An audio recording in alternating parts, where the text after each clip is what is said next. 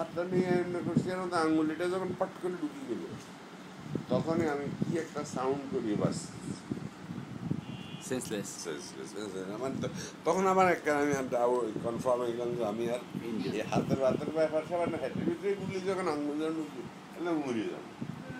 আর ওই দিকে দিয়ে ও এখান থেকে বাইর করে যখন হাতের আঙুল ঢুকিয়ে গেছে, হাতের আঙুল যখন এখানে ঢুকিয়ে গেছে, তারপর আমার তখন আমি যাই না, রিক্সে যাই না, মানে অত হয়ে যাবে।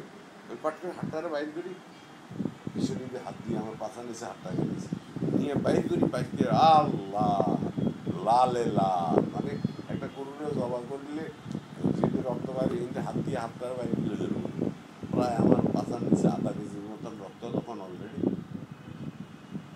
জমা হয়ে গেছে। তারপরে আমি আওয়াজ দিয়ে তারপর তোর হসপিটালে নিচে টিচে নেওয়াটা পরে কী করলো না করলো আমি তো জানি না। তো আমারও দুইটা ছিল, দুইটার ভিতরে একটা ছেলে স্পটে মারা গেছে, আর একটা ছেলে কিন্তু মারা যায় না, তার পেটে গুলি লাগি নাড়িয়েছে না খাদ্য নালীটা ছিঁড়ে গেছে। ওইখানে তারা অপারেশন করিয়া ওই খাদ্য নালীটা তখনকার দিনে এটাকে করা হয়েছে প্লাস্টিক দিয়ে, মানে যাই হোক এটাকে